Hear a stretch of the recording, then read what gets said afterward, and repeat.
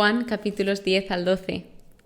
Desde que empecé el Nuevo Testamento voy buscando a ver si a mis amigos les apetece participar en la temporada, porque Construcción de Mí ya no es un proyecto mío, sino que también es algo conjunto. Me encanta compartir el proyecto con los demás y que no simplemente hable yo, sino que se aprenda de más gente, de más puntos de vista.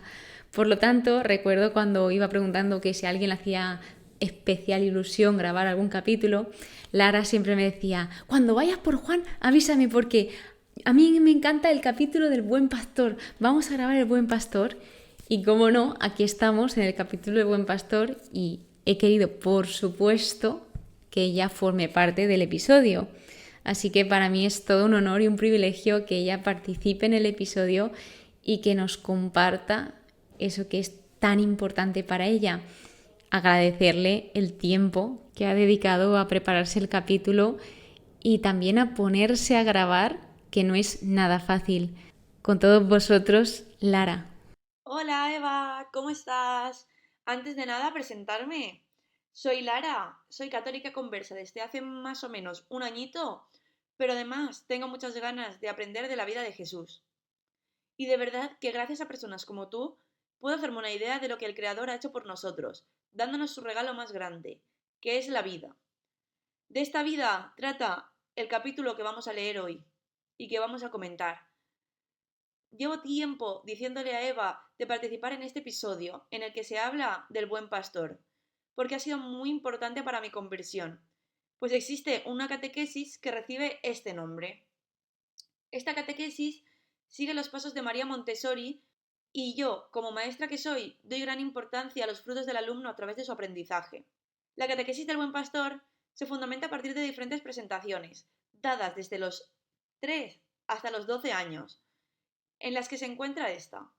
Para mí es la más importante, porque es maravilloso ver al niño darse cuenta de que Jesús es el buen pastor y que nosotros somos las ovejas. Y que además Jesús, ¿qué hace? Dar la vida por sus ovejas, es decir, por todos y cada uno de nosotros. Además, el pastor conoce el nombre de cada una de ellas y las llama, siendo de gran relevancia en el crecimiento personal de los niños, ya que llamarlos por su nombre siempre les hace sentir especiales. De hecho, ¿cuántas veces hemos oído a una maestra decir: la clase de segundo B, o chicos y chicas, venimos aquí? ¿Y cuántas pocas veces nos hemos sentido llamados por nuestro nombre? Es muy importante hacer una reflexión de esto, pues si Jesús lo hizo y nosotros hemos de seguir su ejemplo, ¿por qué no identificarnos como personas con un nombre?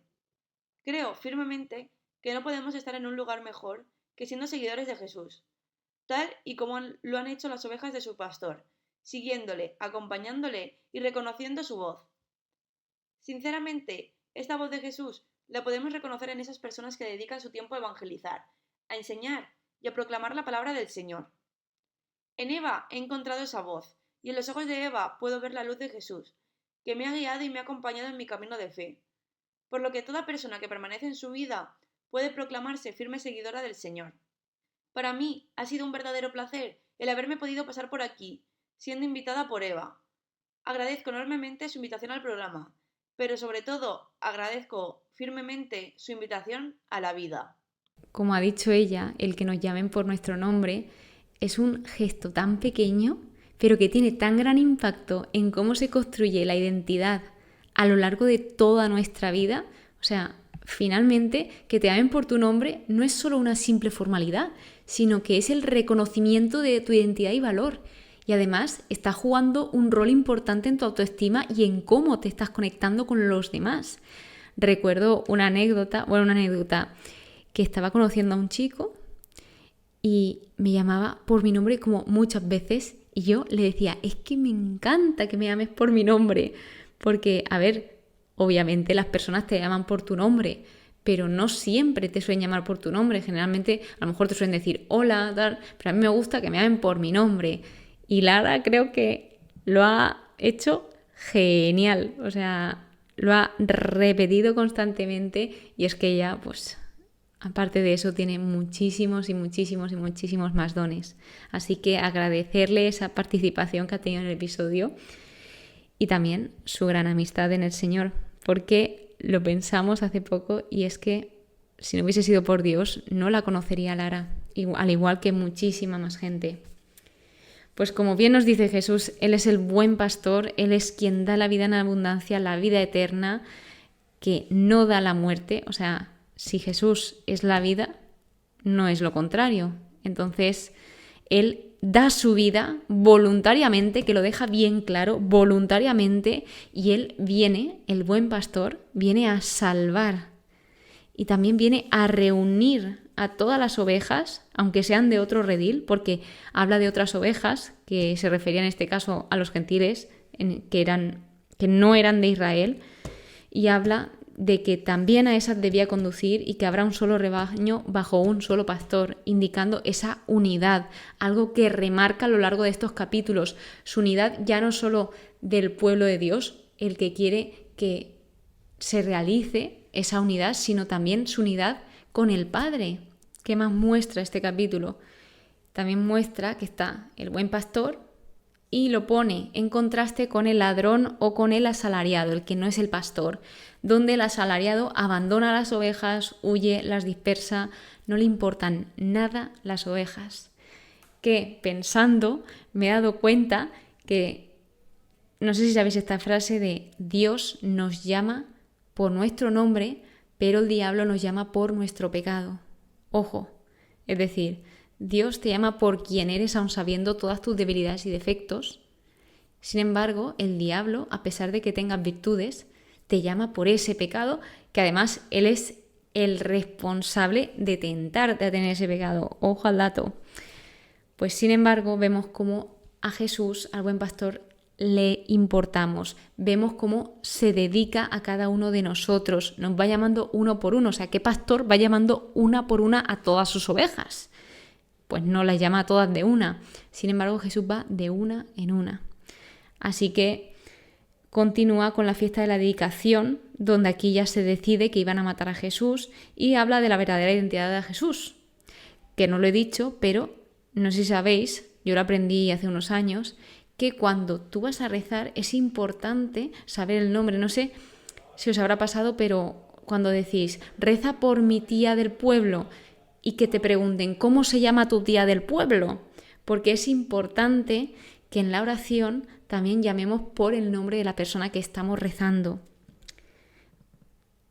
Continúo con los judíos que aquí le estaban diciendo a Jesús, si tú eres el Cristo, dínoslo. A lo que él respondía, ya os lo he dicho, pero no me creéis. Jesús les repetía constantemente y tenía muchísima paciencia, sin embargo, no hay mayor sordo que quien no quiere oír. Nadie puede arrebatar nada de la mano del Padre. Yo y el Padre somos uno. Os he mostrado muchas obras buenas de parte del Padre. ¿Por cuál de estas obras queréis apedrearme? Y ellos le contestaron, por una blasfemia y por hacerte Dios. Y Jesús continúa y deja claro que la Escritura no debe fallar. O sea, la palabra de Dios es fiel y la Escritura nunca se equivoca porque es palabra de Dios. Continúa diciendo que se les escapó de las manos porque Jesús está en control, o sea, Dios está en control y no iba a ser cuando ellos quisieran, sino cuando Jesús se quisiera entregar voluntariamente y cuando fuese la voluntad del Padre que Jesús también quería seguir. Y tan ejemplo de hacer la voluntad del Señor es Jesús. Muchos acudieron y decían, Juan no realizó ningún signo, refiriéndose a Juan el Bautista, pero todo lo que dijo Juan de este era verdad, por lo que creyeron en Jesús, porque fueron viendo y fueron dándose cuenta de que todo lo que se había dicho sobre Jesús era cierto. El capítulo 11 es la resurrección de Lázaro, que también es un capítulo muy especial, que solo tiene Juan, y vemos que esta es una de las ocasiones en las que alguien querido y cercano a Jesús le pide algo. Vimos una de ellas como la boda de Caná, que la madre de Jesús pues le pide esa ayuda a Jesús, y en este caso lo piden las hermanas de Lázaro, que son María y Marta. Señor, aquel a quien tú quieres está enfermo. Este es el mensaje que le mandaron. Entonces Jesús responde, esta enfermedad es para la gloria de Dios, para que el Hijo de Dios sea glorificado por ella. Nos dice que Jesús amaba a Marta y a su hermana y a Lázaro. Los discípulos no comprendían cómo es que Jesús iba a volver, porque lo querían matar. Entonces le dicen, ¿y vuelves allí? A lo que obviamente iba a volver Jesús para Lázaro, Y aparece Tomás, uno de sus discípulos, el mellizo llamado, y les dice a los otros discípulos, vayamos a morir con él, porque esto es una referencia a lo que verdaderamente significa ser discípulo de Jesús. Lázaro llevaba 4 días en el sepulcro, es decir, que llevaba 4 días muerto, y Marta se acerca a Jesús y le dice, Señor, si hubieras estado aquí, no habría muerto mi hermano, pero aún ahora yo sé que Dios te concederá cuanto pidas. Es decir, a pesar de que su hermano había fallecido, que esto nos puede suceder, que por la pérdida de un familiar o de un ser querido, pues la fe vaya menguando y se haga pequeñita, pues a pesar de ello, Marta le sucedió todo lo contrario, sino ella siguió confiando aun en medio de ese dolor. María también le dijo esto, que si hubiese estado ahí no habría muerto su hermano. María estaba llorando, que Jesús la vio, se conmovió interiormente y se turbó. Les dice que su hermano resucitará y le continúa diciendo, yo soy la resurrección, el que cree en mí, aunque muera, vivirá, y todo el que vive y cree en mí no morirá jamás. ¿Crees esto? A lo que le responde a Jesús, sí, tú eres el Cristo, el Hijo de Dios. Esto Marta, y Marta va a llamar a María. En cuanto oye que el Señor le está llamando, se levantó rápidamente y fue a su encuentro. O sea, ¿cómo actuamos cuando Jesús nos llama a nosotros? Fijaos con qué prontitud María, en cuanto lo oye, actúa rápidamente, instantáneamente. ¿Y nosotros cuándo actuamos? Pues cuando Jesús vio a Lázaro, dice que se conmovió entre lágrimas. Dice el estudio, resoplaba como un caballo. Y esto se refería a furia e indignación, que era por los estragos del gran enemigo del hombre, que es la muerte. También es el gran enemigo de Dios, porque Dios es la vida, entonces el enemigo es la muerte. Y Dios lo que quiere es darnos vida en abundancia, vida eterna. A lo que, pues a pesar de estar profundamente conmovido, no estuvo fuera de control.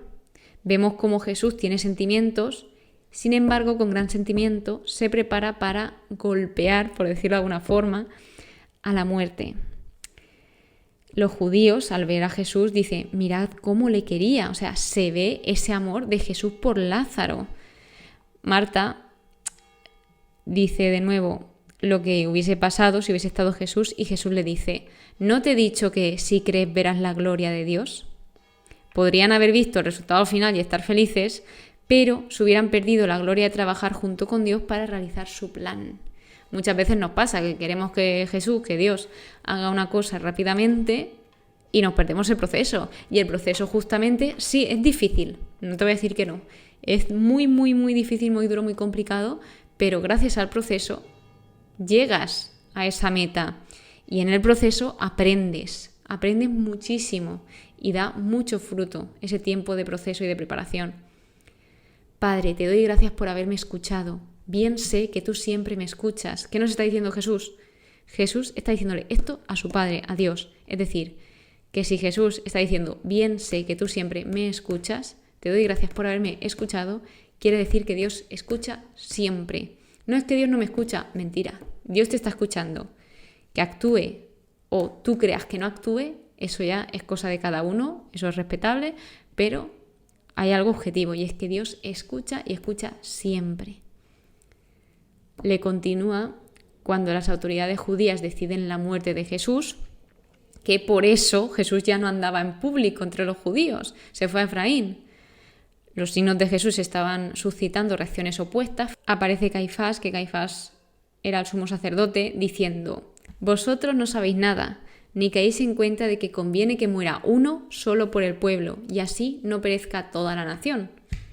Dice, esto no lo dijo por su propia cuenta, él estaba profetizando. Y también para reunir en uno a los hijos de Dios que estaban dispersos. Como esto le iba a decir el sumo sacerdote, que podía decir, sí, es lógico, pero qué palabras tan profundas y qué fuertes. O sea, es que es muy fuerte que él dijese esto justo antes de que sucediese todo. Luego acaba el ministerio público de Jesús, la proximidad de la Pascua, donde ya los sumos sacerdotes y los fariseos dan orden para detener a Jesús. Y viene el capítulo 12, que es la unción en Betania, que Lázaro, a quien Jesús había resucitado de entre los muertos, estaba siendo pues testimonio y muchos estaban creyendo en Jesús. Entonces los sumos sacerdotes también deciden dar muerte a Lázaro porque se les estaban yendo los judíos, o sea, iban a creer en Jesús. Entonces Lázaro es un ejemplo de la vida después de la muerte. Y los sumos sacerdotes, ojo al dato, en su mayoría eran saduceos, que los saduceos eran aquellos que no creían en la resurrección, y justamente era lo que le había sucedido a Lázaro. 6 días antes de la Pascua nos dice que Marta servía, Lázaro estaba con Jesús en la mesa, María le ungió los pies con un perfume muy caro, cosa que pues lleva a Judas Iscariote, aquel que iba a entregar a Jesús, a como enfadarse, porque él quería que con ese dinero que ya había, entre comillas, desperdiciado para Judas en los pies de Jesús, se podía haber vendido y dado ese dinero a los pobres. Bueno, pues esto también se puede ver un poco cómo estaba el corazón de Judas, que solo le interesaba el dinero. Que esto es a lo que Jesús le dice: a los pobres los tendréis siempre con vosotros, pero a mí en cambio no. Viene la entrada mesiánica de Jesús en Jerusalén, donde están las ramas de palmera, el borriquillo, se cumple lo que estaba escrito. Los discípulos no comprenden en el momento lo que estaba sucediendo, pero sí que lo comprenden cuando Jesús fue glorificado. Y comprenden que esto ya estaba escrito. Y esto nos puede suceder, que en algún punto de nuestra vida no entendamos varias cosas y que luego en otro punto de nuestra vida entendamos aquello que no entendíamos, imaginaos ahora. Esto es muy, pero muy típico y nos suele pasar muchas veces.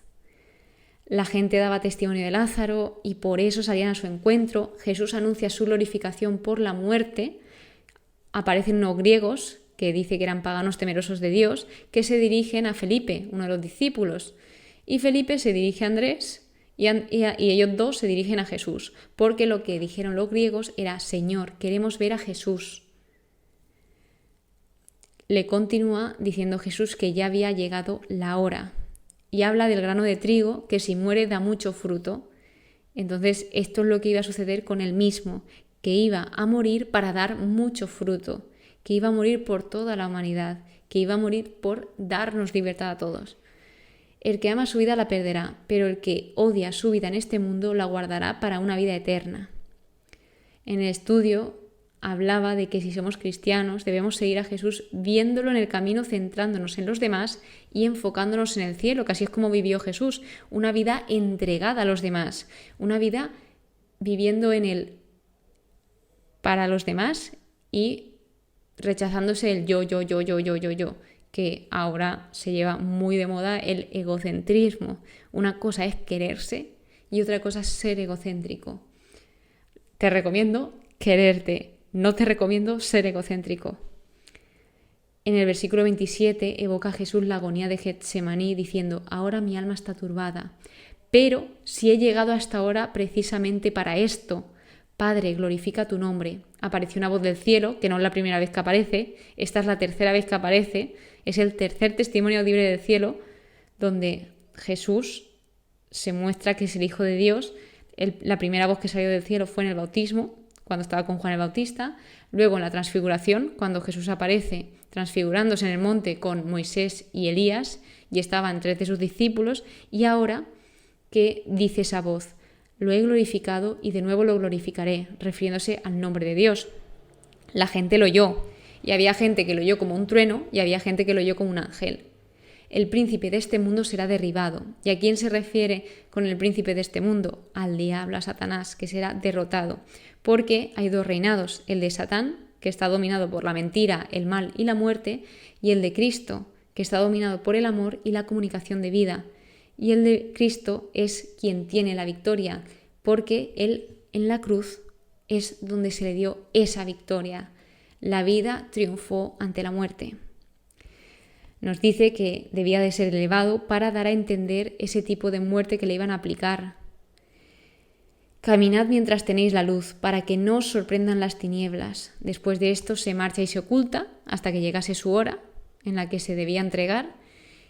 Y este capítulo acaba con una conclusión de la incredulidad de los judíos.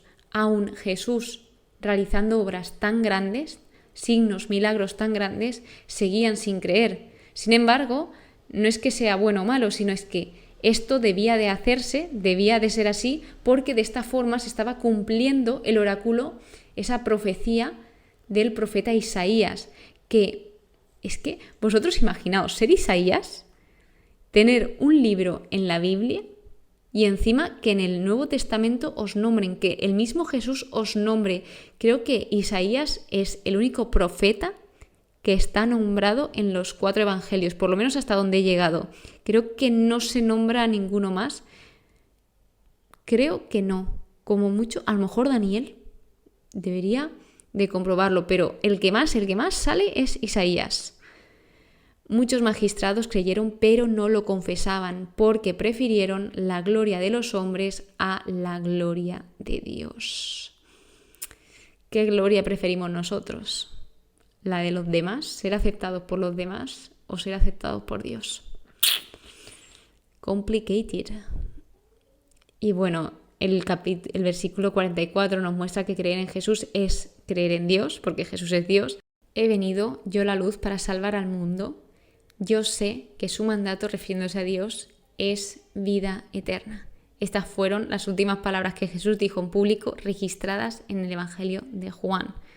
Es decir, Jesús está enfatizando los temas de todas sus predicaciones en Juan. Así que junto a esto pues vemos esa importancia de seguir a Jesús, ese amor que Jesús tiene por cada uno de nosotros. Y no olvidemos que el mismo Dios, que podría literalmente pasar de nosotros, podría también no preocuparse por nosotros, lo hace. Aun pudiendo pasar, lo hace. Aun pudiendo no amarnos, sigue amándonos. Y aun pudiendo llamarnos en general, nos llama a todos y a cada uno por nuestro nombre, porque somos únicos y Él nos ama a todos y cada uno de una manera única. A Él sí que le importamos, a Él sí que le importas. Muchísimas gracias por estar aquí, muchísimas gracias a Lara por participar y ser parte de este episodio. Espero que pases muy pero que muy buen día y que Dios te bendiga.